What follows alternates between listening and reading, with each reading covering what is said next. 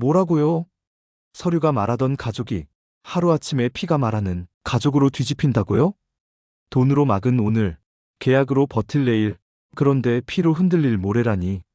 화려한 날들, 90화는 그렇게 한꺼번에 우리의 가슴을 흔들어 놓았습니다. 지은호는 먼저 지강호의 위기 앞에서 멈추지 않았습니다. 지강호가 엄마 가게 계약서를 담보로 2천만 원의 사채를 끌어왔고 사채업자들이 카페까지 들이닥쳤습니다. 지은호는 법과 상식으로 버텼고 기물파손과 협박이 이어지자 끝내 몸으로 경계를 지켰습니다. 그 직후 화장실에 홀로 앉아 쏟아낸 눈물은 패배가 아니라 책임의 무게였습니다. 그리고 다음 날 통장에서 2,400만 원을 꺼내 채무를 정리하며 선을 그었습니다. 다시는 빚, 다시는 리딩방. 이 말은 냉정이 아니라 사랑의 다른 표현이었습니다. 사랑이란 때로 끊어내기로 증명되니까요. 이 사건은 이지혁을 바꾸었습니다. 이지혁은 부모에게도 박성재에게도 손을 벌리지 않겠다고 마음을 묶었습니다. 그래서 택한 방식은 노동과 계약이었습니다. 카페 창고에 차린 작은 책상, 철거 현장에서의 잡부, 그리고 명확한 계약서. 이 과정에서 이지혁의 자존심은 체면에서 책임으로 자리를 옮겼습니다. 지은호에게 2달만 모르는 사람처럼 대해달라는 부탁은 도망이 아니라 버티기였고 그조차 어렵다면 내가 나가겠다는 말에는 자기 감당의 결기가 담겨 있었습니다. 두 사람 사이엔 오래된 상처가 남아 있습니다. 지은호는 한때 이지혁이 정보아와 결혼을 생각했던 남자였다는 사실을 잊지 못합니다.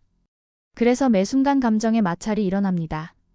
어떤 날은 크고 어떤 날은 작지만 가장 작게 보였던 사건이 가장 깊은 가시가 되기도 합니다. 바나나 하나를 둘러싼 불편함이 그랬습니다. 박성재가 은호 아버지 제사를 챙겨 과일 바구니를 들고 왔을 때 이지혁은 아무렇지 않게 바나나를 집었습니다. 박성재는 분노했고 지은호는 말없이 바구니를 들고 자리를 떴습니다. 사소해 보이는 물에는 내 자리를 흔들고 흔들린 자리는 오래도록 침묵의 불편을 남깁니다. 그럼에도 지은호는 멈추기보다는 판단을 앞세웠습니다. 오늘을 막은 건 현금이었지만 내일을 버티려면 수익과 신뢰가 필요합니다. 그래서 지은호는 마침내 이지혁의 제안, 맘대로 집에 합의했습니다. 감정이 아니라 계약으로 서로를 묶었습니다. 그 서명에는 자존심이 묻어 있었고 동시에 독립의 의지가 묻어 있었습니다. 다음 날 현장에선 뜻밖에도 이지혁이 조용히 잡부로 함께했습니다. 지은호는 어이가 없었지만 인정했습니다. 이지혁이 지금 자신이 선 자리에서부터 다시 올라오려 한다는 사실을. 이때 박성재의 선택은 선명했습니다. 그는 지은호에게 비즈니스는 비즈니스라고 조언했습니다. 그러나 그 문장 뒤에는 다른 감정이 숨어 있었습니다. 지은호 앞에서는 존중을 말했지만 돌아서서는 자신 안의 질투를 스스로 감당했습니다. 이지혁을 향해 너무 잔인하지 않느냐고 물을 수 있었던 것은 사랑에서가 아니라 경계를 추궁하고 싶었기 때문입니다. 한 사람은 돌봄의 윤리, 다른 한 사람은 책임의 윤리를 붙들고 있었고 두 단단함이 서로 다른 방향으로 굴러갈 때 마찰음이 나는 건 어쩌면 당연했습니다. 집안의 풍경도 조용하지 않았습니다. 이상철은 전기기사 자격증 공부에 들어갔고 막리를 병행했습니다. 몸이 힘든 만큼 마음도 힘들었습니다. 지화는 형을 붙잡고 싶다는 마음과 형의 부탁을 지켜야 한다는 의무 사이에서 갈라졌고 그 갈라짐을 숨기기 위해 침묵을 택했습니다. 이수빈은 화려함으로 불안을 가리는 법을 배웠습니다. 조건을 입에 올리는 순간마다 속마음의 빈자리가 더 또렷해졌지만 누구도 쉽게 그 빈자리를 메워주지 못했습니다. 박성재는 도와주되 한 발 물러서기를 기억했습니다. 호의와 거리두기의 미세한 균형을 아는 사람은 때로 가장 외로운 사람이기도 합니다. 그리고 10화. 결국 피가 문고리를 잡았습니다. 출발은 지강호였습니다. 서류를 뒤지다 가족관계 증명서를 보았습니다. 지은호가 친누나가 아니라는 사실 앞에서 지강호는 분노했고 배신감을 느꼈습니다. 그 감정은 가족에게 속았다는 억울함과 그래도 가족이다라는 습관 사이에서 부딪혔습니다. 둘 중 하나만 고르기엔 너무 복잡한 나이와 사정입니다. 결정적 한 문장은 고성희에게서 나왔습니다. 내 뱃속에서 저런 애가 나왔다고? 이 문장은 모욕으로만 들리지 않습니다. 서류 위에 정의가 정서의 언어로 번역되는 순간이었습니다. 지은호의 과거가 법적 사실에서 실존의 진실로 이동했습니다. 그럼에도 지은호는 무너지지 않았습니다. 지은호는 자신을 설명하는 것이 출생만은 아니라고 믿기 때문입니다. 자신을 설명하는 건 선택과 책임이라고 믿기 때문입니다. 그래서 지은호는 판단을 유예했습니다. 유예는 비겁함이 아니라 성숙입니다. 섣부른 규정 대신 삶의 시간을 허용하는 태도, 그것이 지은호가 택한 존엄이었습니다. 이지혁은 이 소용돌이 한가운데서 일을 붙잡았습니다. 철거 현장에서 몸으로 일하고 계약서 위에서 책임으로 일했습니다.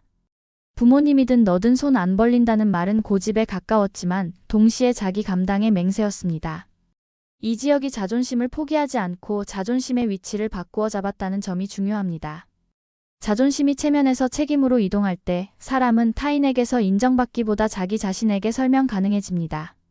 지은호는 이 변화를 인정했습니다. 인정과 용서는 다릅니다. 인정은 사실을 받아들이는 일이고 용서는 상처를 내려놓는 일입니다. 지은호는 아직 용서하지 않았습니다. 그러나 오늘을 살아내기 위해 인정부터 했습니다. 지은호, 이지혁, 박성재의 관계는 이렇게 정리할 수 있습니다. 지은호와 이지혁은 두 달만 모르는 사람처럼이라는 합의 위에서 서로의 현재를 인정합니다. 과거의 상처를 들여다보려면 먼저 수익과 책임의 언어로 오늘을 버텨야 합니다.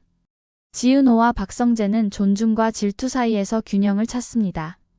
존중은 때로 자기 부정을 전제로 하고 그 자기 부정은 사랑의 비용으로 청구됩니다. 이지혁과 박성재는 각자의 윤리, 돌봄과 책임을 붙들고 같은 사람을 다른 방향으로 지키려 합니다.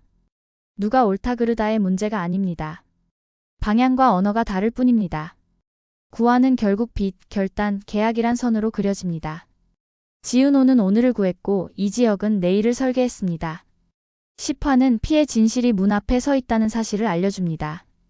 고성희의 한 문장이 가족 지도를 바꾸었습니다. 그리고 누구보다 조용히 그러나 가장 단단하게 흔들린 사람은 지은호였습니다. 흔들리되 무너지지 않는 사람. 무너지지 않기 위해 유예하는 사람. 유예 속에서도 오늘의 밥벌이와 신뢰를 놓지 않는 사람. 이쯤에서 잠깐 여러분이라면 오늘 같은 날 현금과 계약 중 무엇을 먼저 붙잡겠습니까? 지은호는 현금으로 불을 껐고 이지혁은 계약으로 내일의 버팀목을 세웁니다. 둘 중 하나만이 정답이면 좋겠지만 현실은 대개 둘 다 필요합니다. 오늘을 막아야 내일을 설계할 수 있고 내일을 설계해야 오늘을 버틸 수 있습니다. 그래서 두 사람이 지금 같은 자리에 서 있습니다. 한 사람은 지불을, 한 사람은 약속을 들고 그리고 우리를 다음 회로 밀어붙이는 질문들이 남았습니다. 고성희는 왜 지금 이 순간에 진실의 문고리를 잡았을까요? 죄책감의 덮개를 벗기기 위함일까요? 아니면 이해관계를 정리하려는 포석일까요? 박진석의 계산은 어디까지 확장될까요? 가문이라는 이름으로 감정을 어떻게 숫자화할까요? 지강호는 서류가 뒤집은 진실 앞에서 돌아설까요? 서 있을까요? 그의 선택은 이 집안의 이막을 가릅니다. 맘대로 집은 두 사람을 구원할까요? 아니면 상처낼까요? 비즈니스의 언어는 달콤하지만 수익과 책임의 타이밍이 어긋나면 가장 먼저 금이 가는 것도 일입니다. 박성재는 존중의 끝에서 어떤 감정의 값을 치르게 될까요? 존중은 때로 자기 손으로 자신의 마음을 거절하는 행위이기도 하니까요. 마지막으로 오늘의 요약을 남깁니다. 9화는 돈의 무게로 관계를 시험했고 10화는 피의 진실로 관계의 이름을 바꾸었습니다. 공통분모는 책임입니다. 사랑보다 먼저 책임이 전면에 섰습니다. 그리고 그 책임이 사랑의 모양을 바꾸고 있습니다. 그러니 다음 편에서 우리는 이런 장면을 기다리게 됩니다. 돈으로 막은 오늘과 계약으로 버틸 내일이 피로 흔들릴 모레와 만나는 지점. 그때 이지혁은 끝까지 빚지지 않겠다는 약속을 지킬 수 있을까요? 지은호는 자신을 지키면서도 타인과 함께 설 수 있을까요? 박성재는 존중을 끝까지 유지할 수 있을까요? 고성희는 과거를 인정하는 대신 무엇을 요구할까요? 모든 답은 아직 문 밖에 서 있습니다. 누가 먼저 손잡이를 잡을까요? 그리고 그 손은 열 것입니까? 버틸 것입니까? 다음 영상에서 우리는 그 문이 향하는 방향을 함께 확인할 것입니다.